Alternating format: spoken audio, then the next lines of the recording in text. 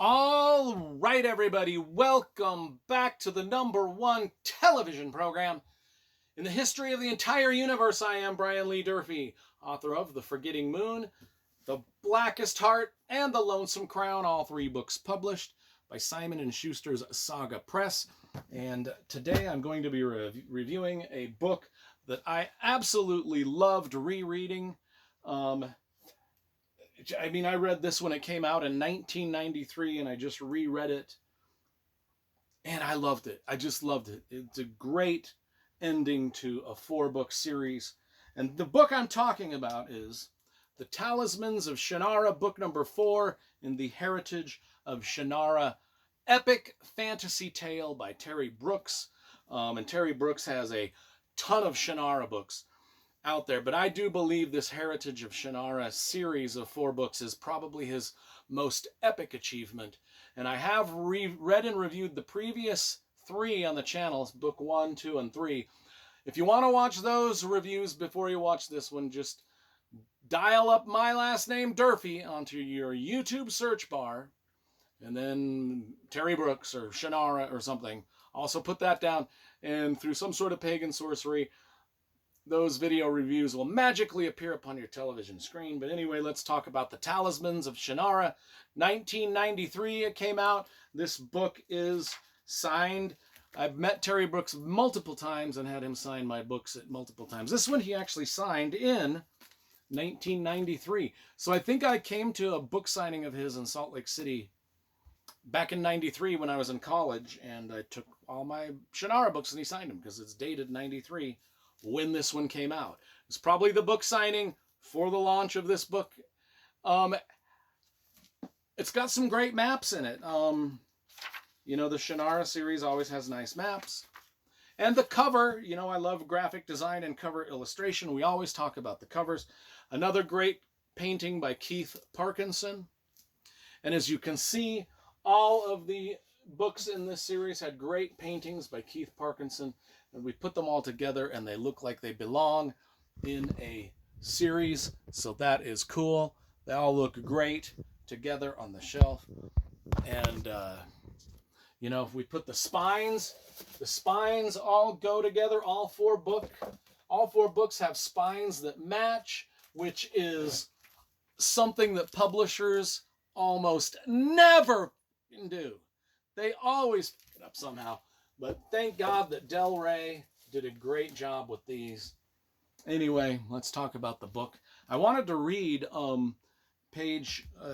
little bit of something out of the book here, just because it gives us an idea of what's happening in the book without giving us spoilers. Because this is book 4 in a 4-book trilogy. It's hard to review the final book of a trilogy of 4 books. That can't be right. What's a 4-book trilogy? It's not a trilogy if it's 4 books. It's a 4-ilogy. I don't know what it's escaping me. Let me know what a 4-book trilogy is in the comments, because I know it's not a trilogy.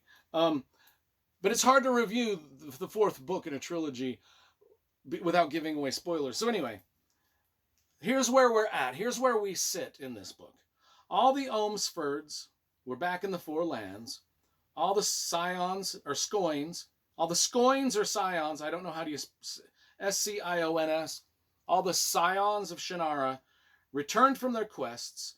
Walker Bow had come back from the Eldwist, despite Pay-El, the Blackstone, regained its magic fathomed. Paranor brought back into the world of men, and Walker himself become the first of the new druids.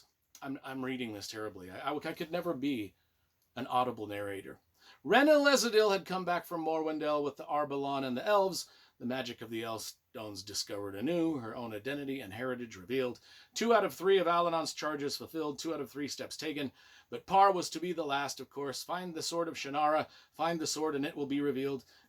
Anyway, Alanon has given our characters all these quests to complete by the end of 4 books. And, most of them are complete, except for the sword of Shannara, which is my favorite talisman of all the talismans of Shannara. And that's cool. So all our heroes and villains, all of the heartbreaks and betrayals, triumphs and secrets revealed from books 1 through 3 are going to come together in this book. Our characters, let's just give a short character sketch. Parr and Cole Ohmsford are kind of our main characters. They're brothers, of course, relatives of Shay Ohmsford and Will Ohmsford and Bryn Ohmsford and all the Ohmsfords.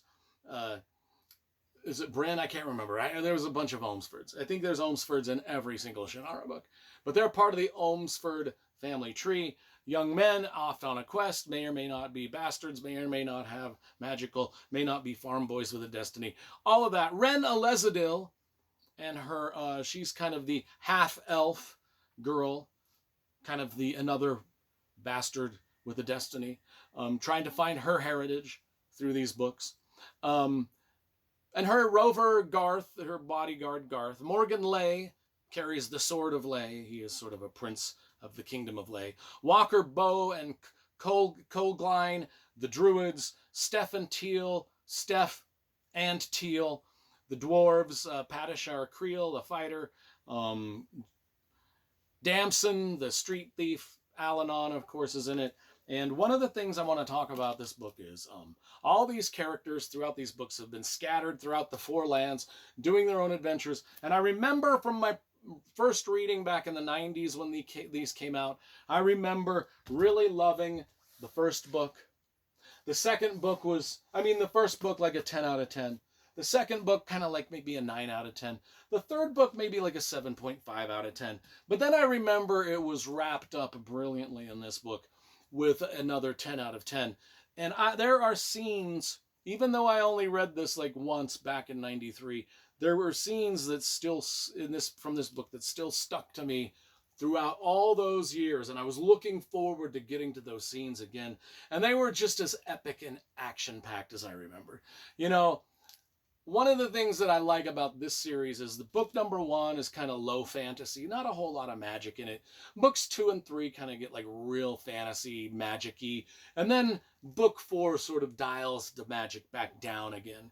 And I really enjoyed that. The fact that it wasn't resolved with just big flashbang, Brandon Sanderson-esque magic system type stuff. It was just people kind of fighting each other with swords in a rainstorm at points. You know what? That's what I love about fantasy. Just when it gets boiled down to the characters in the nitty-gritty, kind of getting it done at that point. And I remembered those scenes, and I enjoyed reading them again. What's the main plot besides the characters I mentioned and kind of that? Well, why do they need the Talismans of Shannara, like the Sword of Shannara and the Elf Stones of Shannara and all this?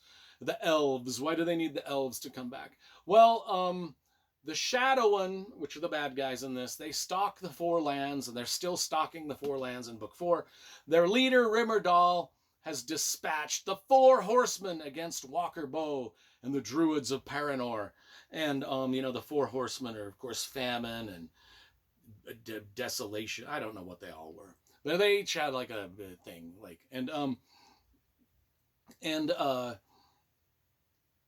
Not only does he dispatch the 4 horsemen, he sends a friend. He sends someone out to betray Wherein Elizadil, who's kind of a friend.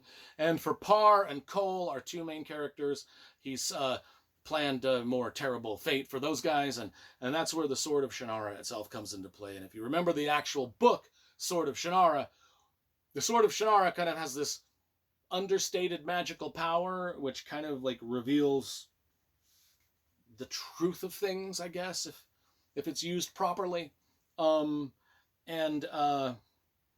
just like the way that Terry Brooks brought that talisman, the sword, back into this book at the end, and used and kind of like used what he built up in the original Sword of Shannara book, which was the first Shannara book, how he used sort of that thematic element of truth from that very first book and brought it full circle into this final book of this 4-book series, which again I say is kind of his most epic of all the Shannara stories, because he's got, like I said, a shitload of them. I got all of them here on the shelf here.